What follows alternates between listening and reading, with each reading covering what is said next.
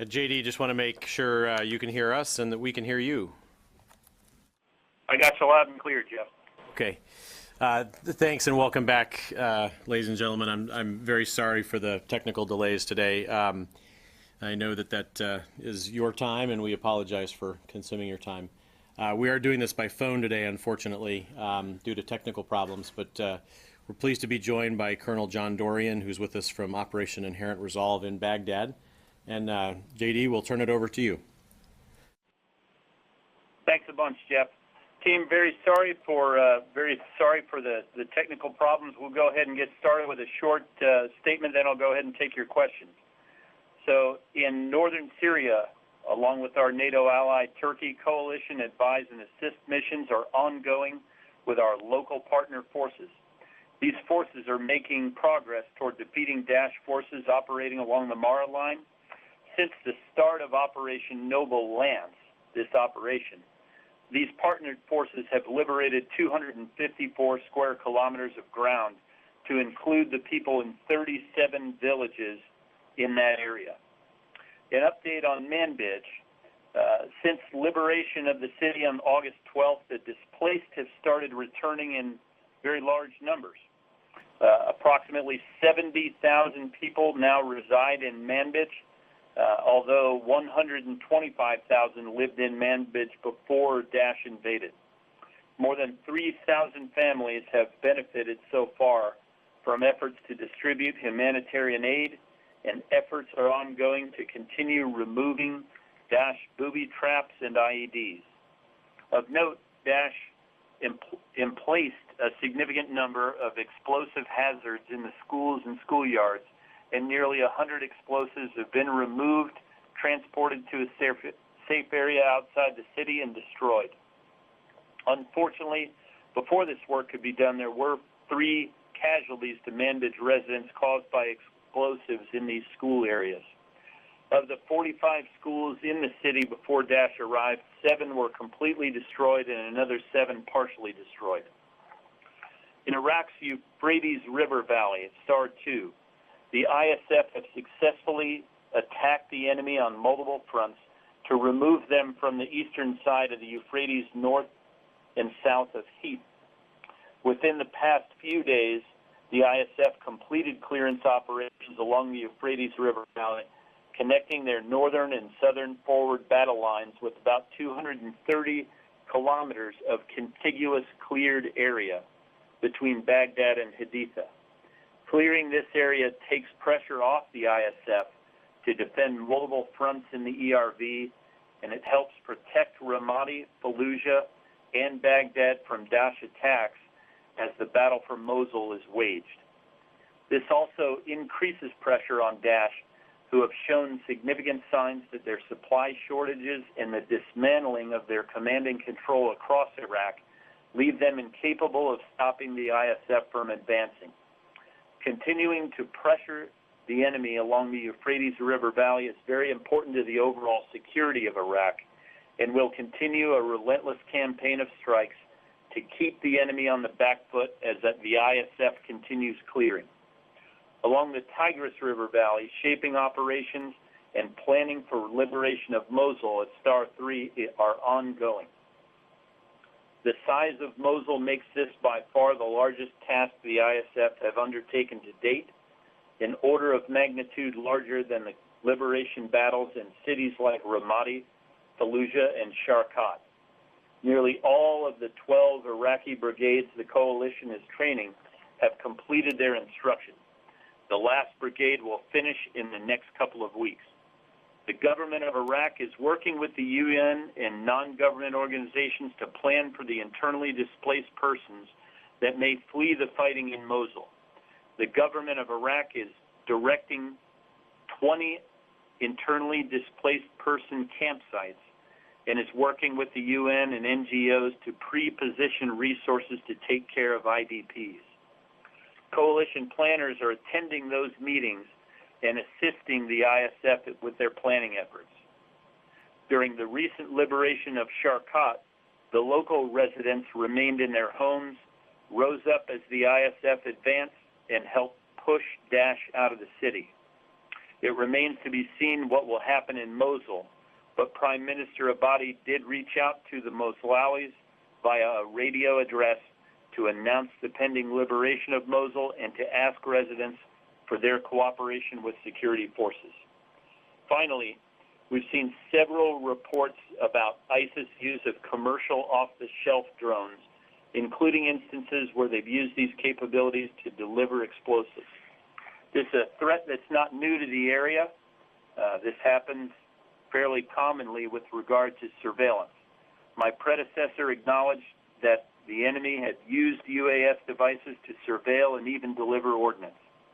So the coalition has been working this issue hard for some time in concert with the Joint Improvised Threat Defeat Organization, JIDO, the U.S. Army, OSD, and others, to supplement the capabilities already in theater, a system called Drone Defender.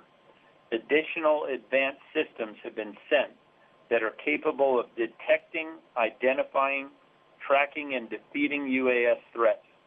In the interest of operational security, we'll not discuss the details of those systems or the locations and the current status of them. Now I'll be delighted to take your questions. We'll start today with Joe Tabbitt from Al Hurrah. Thank you, sir. I would like to start by asking you, Colonel Dorrian, are you concerned about the tensions between Turkey and Iraq, and do you see any potential delay for the operation in Mosul because of these tensions?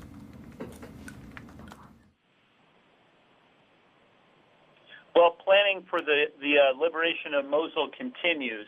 What I would say is that there are diplomatic efforts ongoing to address that, and it's probably best you direct your questions to the State Department about the status of those discussions.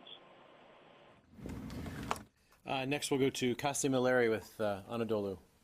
Hi, Colonel. Turkey is saying that they are going to join the fight for Mosul. But as much as we understand from the coalition and also from the Iraqi government, they don't want Turkey to take part in that operation specifically. What's your assessment of that?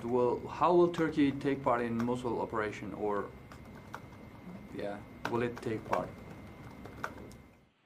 Yeah, what we would encourage is continued diplomatic efforts to resolve this matter between Iraq and Turkey.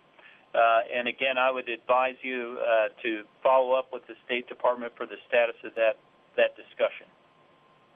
Just a follow-up. PKK is also saying that they are going to join the fight in Mosul against ISIS. What's your assessment of that, Colonel? Well, what I would say is any group that wants to fight Daesh should do so only in coordination with and with the permission of the government of Iraq. If you want to fight Daesh in this country, you should coordinate your activities with the government of Iraq. Okay. Next to Thomas Watkins of Agence France Presse. Hello there. The Sunday Times in London had a report saying that RAF Tornadoes are now being equipped with air-to-air missiles and have been given the go-ahead to shoot down Russian jets in Syria if they feel endangered. I was wondering if you could help me understand, please, what the current status is of US jets. Are they equipped with air-to-air missiles, and what the authorities are for them to engage with any Russian aircraft in such an event? Well, you know what? Really, this doesn't have anything to do with fighting Daesh, and that is what the coalition is here to do. We do continue our coordination for deconfliction with the Russians. Those efforts are ongoing, and nothing's changed on that. So it's sort of a what-if scenario, and really not something that I would get into with you. It's not directly related to fighting Daesh, but nonetheless there are US and Russian planes in similar airspace over Syria, and you could easily see a situation where an anti-Daesh operation would kind of overlap with a Russian operation. So my question again is, like, what security measures do the planes have? Are they equipped with air-to-air missiles, or is that under review? Or can you just tell me what the status is, please? do is we coordinate all of our efforts through the deconfliction process that we've described many times.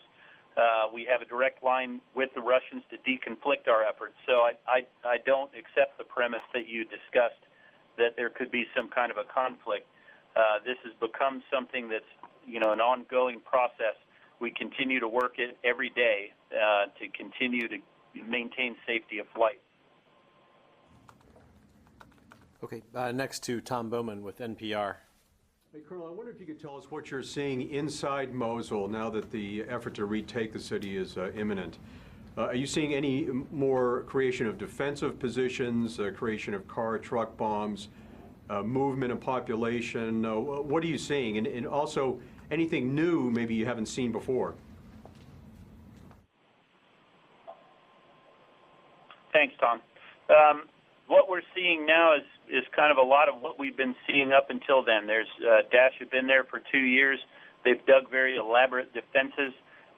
They have fighting positions. They have tunnels. And what we do is we try to shape the battlefield to the extent that we can in order to set conditions for the Iraqis to go in there. So whenever Daesh continues to build fighting positions, whenever we're able to attack those with precision in order to avoid civilian casualties, we do so. This is a part of our battle rhythm to go against fighting positions, and at the same time, we continue to attack leadership figures whenever they can be found in Mosul. So those efforts are ongoing as well. We believe that we can create some pretty disruptive effects to Daesh command and control in the city. But all these things have been ongoing for some time. Certainly they'll intensify as the efforts for the Iraqis to liberate the city begin. The biggest challenge, would you say, going into Mosul? Is it the urban environment? Is it hundreds of thousands of civilians? What keeps you guys up at night? Well, anytime you're looking at an urban warfare scenario, you're looking at a lot of opportunities for the enemy to do things like hide behind civilians, hide behind internally displaced persons, and attempt to slip out with them. They've had an opportunity to dig some pretty elaborate defenses and put up a lot of booby traps. All these things cause delays and challenges, but they're also things that, as we've trained the Iraqis to go into Mosul, a lot of them have received specialized training like explosive ordnance disposal, sniper training, breach training, and urban warfare training. So they know how to clear buildings and all these sorts of things. So we believe that the Iraqis are well positioned to be successful, and of course we'll be there with our strikes so that as the enemy becomes evident, we'll strike them and help the Iraqis advance. Very quickly, I would imagine, as in Ramadi, you're relying heavily on Iraqi special forces to be the vanguard for this effort? On many of these occasions, you see the Iraqi Counterterrorism Service, the CTS. Often they take a leadership role in an advance on the city, but the Iraqis are still finalizing their battle plans. I'd refer you to them for the details on that. I do know the CTS will be involved, though. At least that's what I've seen. All right, next we'll go to Gordon Lubold with Wall Street Journal. Hey, Colonel Dorrian. Let me just try this again, quick if I could. On the Mosul op, I mean, just militarily speaking, is there a reason to think that this rift between Ankara and Baghdad could pose a problem in terms of launching the operation?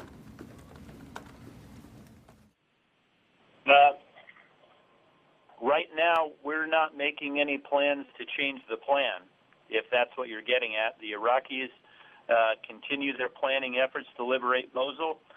Those diplomatic efforts are ongoing between Iraq and Turkey, and that's really about where this whole discussion is. So it doesn't concern the diplomatic rift does not concern you guys from where you sit. Nope, we are a military organization and we stay focused on military tasks. So all the strikes that we've been doing, all the training we've been doing, all the advising and assisting with things like logistics, all those elements are being put in place to support the Iraqi advance when they're ready to do it. Okay, next to Tara Kopp with Stars and Stripes. Thanks, Colonel Dorrian. A couple of clarification questions. Over the last couple of months in the fight against ISIS, we've heard about Turkey's role and its contributions. So I just wanted to get an understanding of what Turkey has contributed and is maybe still contributing right now to the fight against ISIS, specifically in Iraq. And then I have a couple other questions.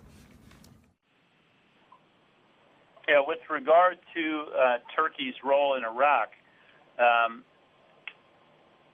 I think where the discussion is in the diplomatic area. So they've been tremendously helpful in Syria in securing their southern border and the northern part of Syria. So that has a gigantic effect on the security of Europe and the world because it reduces the ability of Daesh to send fighters out of Syria into Europe. But as far as the role in Iraq, that's the subject of the ongoing diplomacy. So they haven't had a military coalition contribution in Iraq?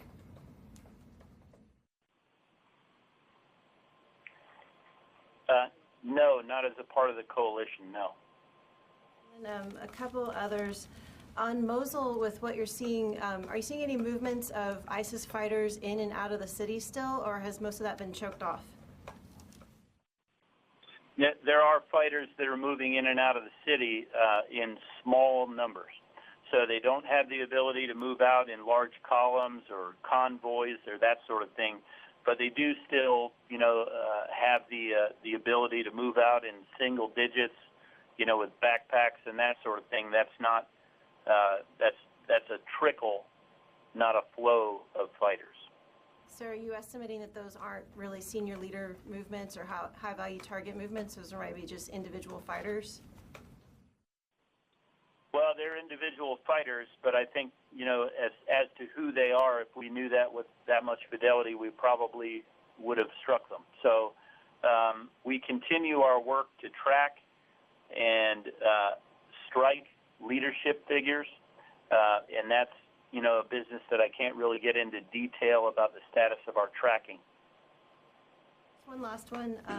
Back on the coordination calls, the deconfliction calls, when was the last phone call with Russia to deconflict airstrikes? We heard about one that was probably a week ago Monday, but haven't heard of anything more recent. Yeah. You know what? As far as calls to keep deconflicted, I haven't checked to ask when the last call was, but my understanding is that this is a routine thing, and they do them on a daily basis. For that as a take back or a takeaway? You lost me. I'm sorry. I'm not sure I understand the question. Just asking for a take on that one.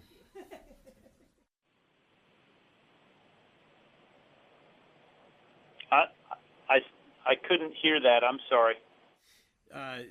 JD, I think she was asking if you would take that as a question. Very good. Certainly. Next, we'll go to Ryan Brown with CNN. Hello, Colonel. I just wanted to follow up on this drone activity by ISIS. I know you said it's relatively common, and you described it as being off the shelf. Does that mean that ISIS is not building these things, that they were already in Iraq when they kind of took over? Or could you explain a little bit more that the off-the-shelf element of that? And can you also confirm reports that one attack did injure some coalition personnel and some Peshmerga fighters? Yep. I'll address that part first. We don't get into the business of confirming the casualties of other nations we just can't get into that business. So apologies, I can't help you with that.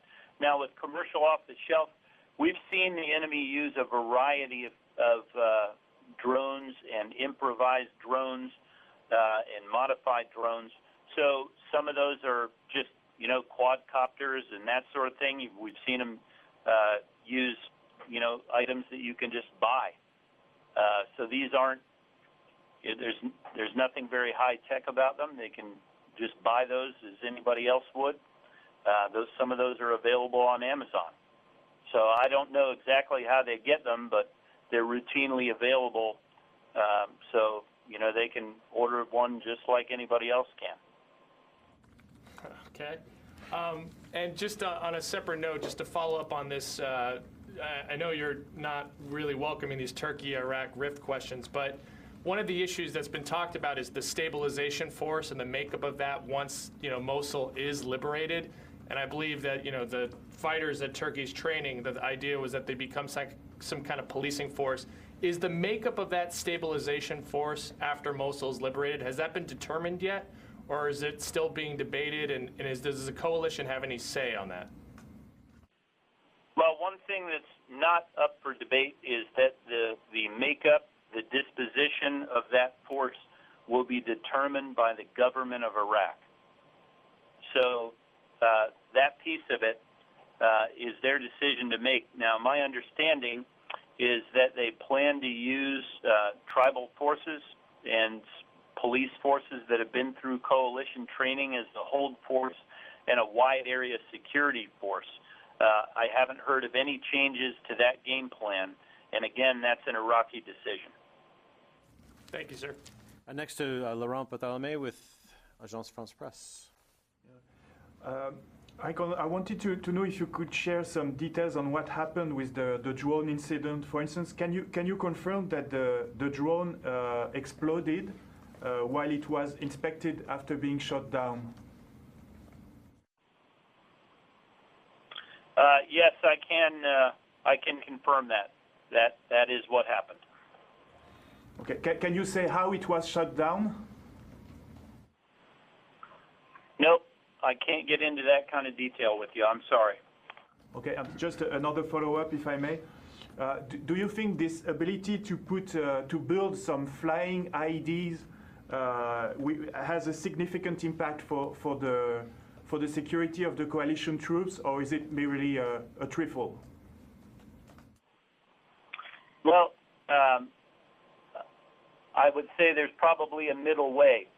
And by that, what I mean is the implications of this are certainly not an existential threat and not something that's militarily significant in that it's going to stop anything that needs to happen from happening. The Iraqi security forces at a timeline of their choosing are going to go into Mosul, and they're going to be supported by coalition forces. That is going to happen regardless of this threat. Now, that said, we don't just let the enemy develop a capability that threatens our forces and those forces of our allies and partners and leave that threat unaddressed. So we've moved some additional capabilities into position, and we will go after those capabilities whenever and wherever we see them. Next, we'll go to Richard Sisk with military.com. Hi, Colonel. In reference to the drones again, have you seen them over U.S. coalition bases? Have U.S. coalition forces taken any action against them? Have you shot any of them down? Yeah, we have seen them over coalition bases. We've seen them over Iraqi bases. Again, it's a threat that we've seen, developing for some time. My predecessor discussed it, and it's something that we've seen a fair amount of. Now, most of these are just surveillance and not, dropping of ordnance or this latest sort of Trojan horse style attack. So, it is something that we see. We have engaged some of them with some of the capabilities that we have. Both we and our partners have shot some of them down. This is something that we're seeing on the battlefield. And again, that's why some additional capabilities are being brought in so that we can make sure that we're decisively addressing those threats. And can I follow you? Sure. Yeah. Colonel, do you have contact with, does CJTF have contact with the Turks at Bashika?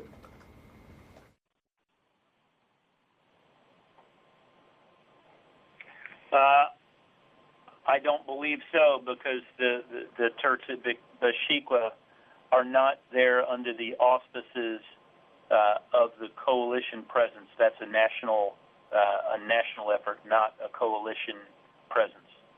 I don't know that definitively, though. So let me ask that question and owe you that as an answer.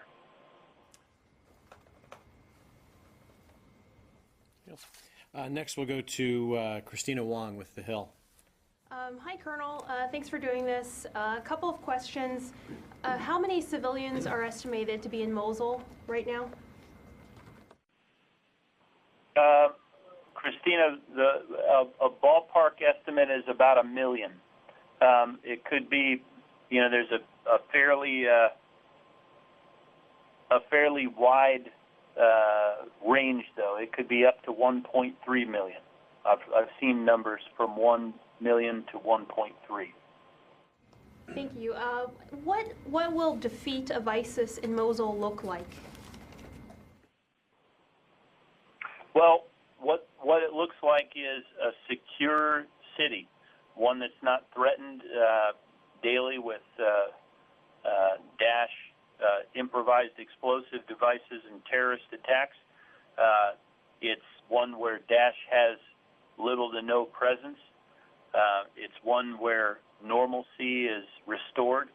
I think that's going to take some time, because Daesh has been there for more than 2 years, and they've loaded the city with improvised explosive devices, booby traps, tunnels, all sorts of things. And, given the size and scope of that city, it's going to take some time to restore normalcy there. And this really kind of gets to a larger question. A lot of people have talked about, the Mosul operation starting, as if that means that once we start that, ISIS is going to be removed. We believe that it's going to be quite some time before this country is completely Daesh-free. So the liberation of Mosul is a very important task, but there's still going to be quite a bit of work to be done after that in reestablishing stability in Mosul, in pushing Daesh out of all the other areas of the country where they have a significant presence, places like Tal Afar, Al-Qaim, and other places along the Euphrates River Valley closer to the Syrian border. Still quite a bit of work to be done, and as we've seen, they are an adaptive and determined enemy, so we're going to have to continue to keep them under constant pressure until they're gone. Will be months. What do you expect ISIS will do after the fall of Mosul? Fortify their presence in other places, leave Iraq and go into Syria? Whether try to target other places like Baghdad, and what do you expect for ISIS to do? Yeah. Well, we've already seen sort of a precursor to that, Christina, and what that is, as you know, Daesh have statehood aspirations. They have said, and they declared Mosul to be the capital of their caliphate.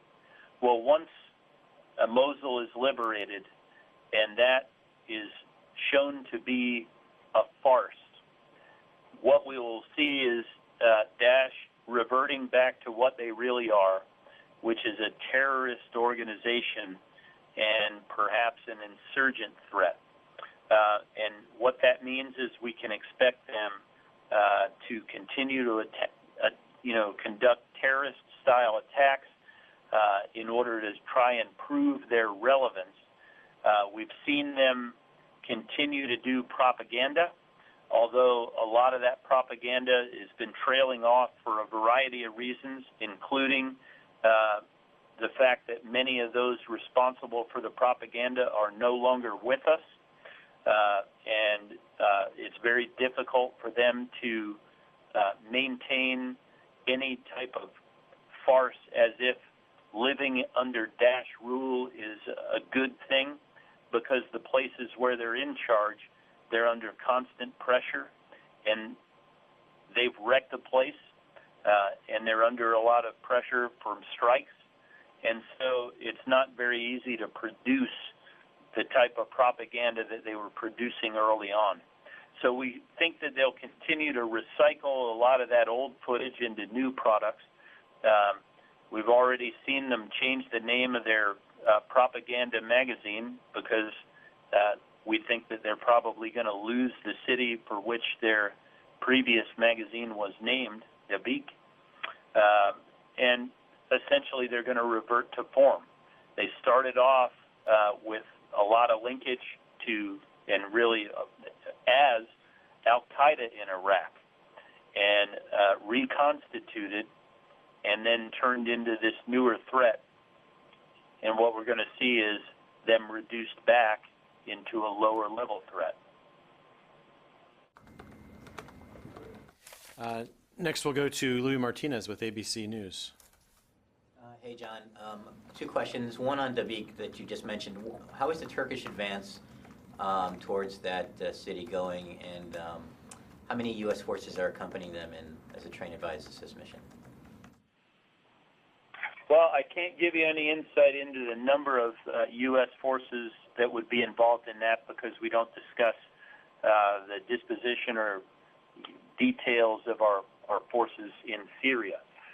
But what I can say, those numbers that I gave in my statement about the 37 villages and the 254 square kilometers, that is in the area of Dabiq. So, you know, the Turkish forces, their partnered forces, and coalition forces are operating in that area. They're having a lot of success against Daesh, and you know, really, it's only a matter of time. And the other question is back in Iraq. Are all of the additional forces that were announced with the FML increase a while back, are they all in country now? Not all. Not all, but most of them are.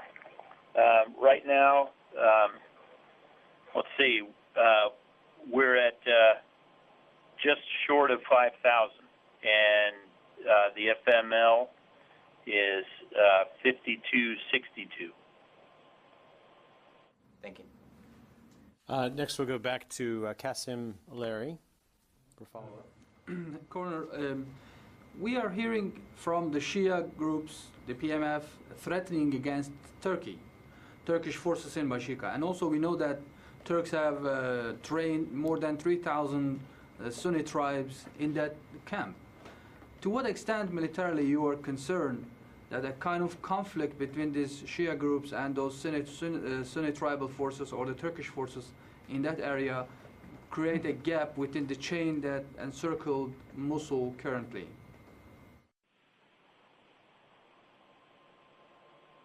Yeah, with regard to the forces that are surrounding Mosul and preparing to go into Mosul, the determination about who's going to do that is going to be made by the government of Iraq. So all of these forces, the Popular Mobilization Forces, the government of Iraq is in charge of all those forces, and they'll make the determination what those forces do. So to what extent you are concerned that some of those PMF forces would somehow turn their guns to the Bashika camp and then create some kind of a gap within the circle, the chain that you encircled around Mosul? That's what my question is. So really what you're asking is kind of a hypothetical question, and I think that it would be inappropriate for me to speculate about what some other service might do, what some other organization or actor might do. I can tell you that we're working very closely with the government of Iraq to make the determination and to help them and support them as they get ready to go into Mosul. And I do know that they're working closely with all of these groups, including the Popular Mobilization Forces, on what their role is. So just the last trial. So you are confident that none of those groups are going to focus on any other thing but for Mosul operation to clear Daesh inside Mosul? Is that right? Yeah, what I would say is all the determinations about what forces are going to do in Iraq will be made by the government of Iraq. Thomas, did you have a follow-up? No, Laurent, you did. I would like to come back to this drone incident, and I think you have said that little drones have already been used as weapon by ISIS, but are you aware of any casualties on coalition forces or friendly forces, or is it the first time that there are casualties because of such a drone, a little drone? I've seen the same reports that you have about some of the forces being hurt by them. I can't verify those facts and figures, and it would be inappropriate for me to try to do that because, really, as a U.S. officer, I can only confirm U.S. casualties.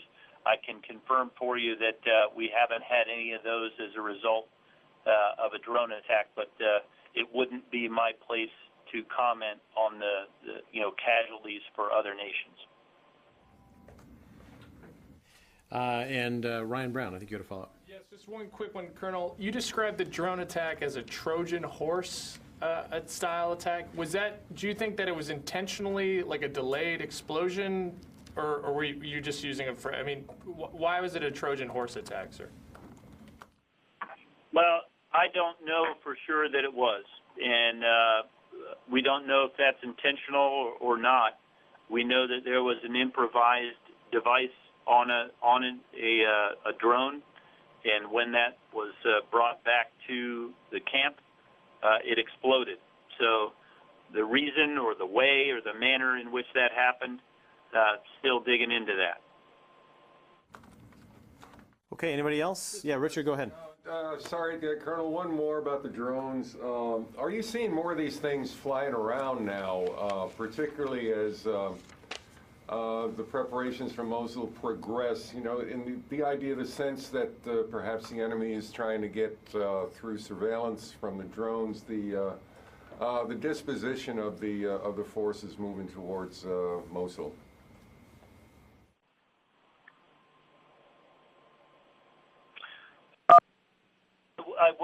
I don't know that I don't have any figures to offer you. It is a discussion that we're having in the command, and something that General Townsend has made clear is something that we're going to move out smartly to address.